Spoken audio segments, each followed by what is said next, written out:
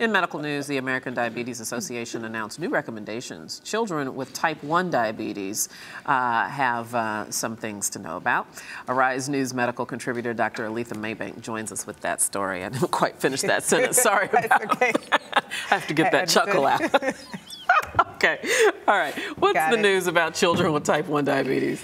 Yeah, so type 1 diabetes, the American Diabetes Association is really the one who's making this recommendation, and they're a huge advocacy organization for diabetes. Typically, what has happened under children who are less than 19, the recommendation has been for what they call their A1C levels. This is the level that kind of tells how well their blood glucose or levels have been controlled with taking their insulin, which is very important for type 1.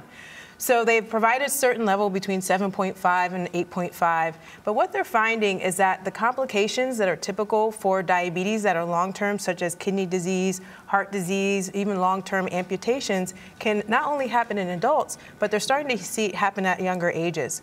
And so the recommendation is now that this level of their A1C should be even lower, so less than 7.5 for all ages, because it really varied depending on what age you were, but they're making kind of a universal recommendation. Any child less than 19, A1C should be controlled rather under 7.5. And it's important to know that this is only about type 1 diabetes. And this is only about type 1, exactly. There are 3 types of diabetes: gestational, type 2, and type 1. And type 1 diabetes is the one that usually we see young kids get.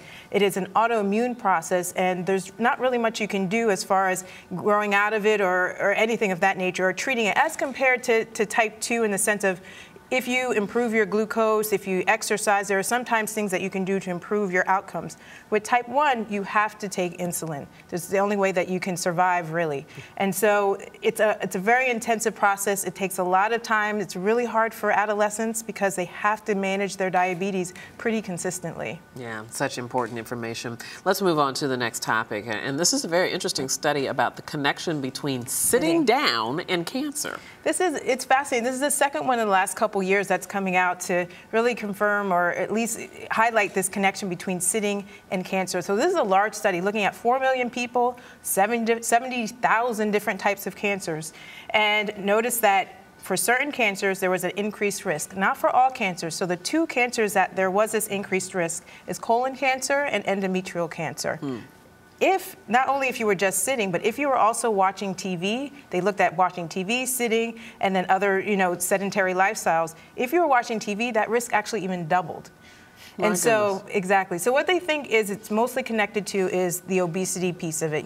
Those who are just unhealthy in general are sitting in front of the TV. Obesity is a tremendous risk factor for endometrial cancer. So that is possibly a connection. However, what I thought was the really interesting point, that even if people were active and physically active, there still was an increased risk for if you sat at your desk all day and for cancer down the line. For just the sitting itself? Yeah, the active couch potato, or the active person who, they exercise in the daily amount that they're supposed to get, but they still sat at their job or on their couch. That's so fascinating. Another reason to get up and move. Absolutely. Finally, we just got a few seconds. Tell us a little bit about this push to lower the salt level in food. Right, and this has been around for a little while. The Institute of Medicine recommended a few years ago to the FDA that there should be this reduction based on the food companies and what they're providing, and that there's just too much salt, and they really haven't been compliant with recommendations.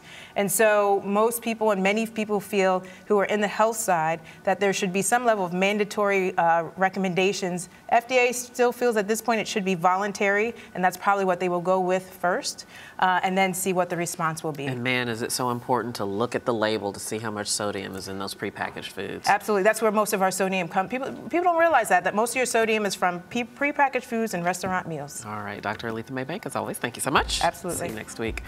That's going to do it for us today. Thanks for joining us. We'll see you tomorrow for another edition of Arise America. Bye-bye.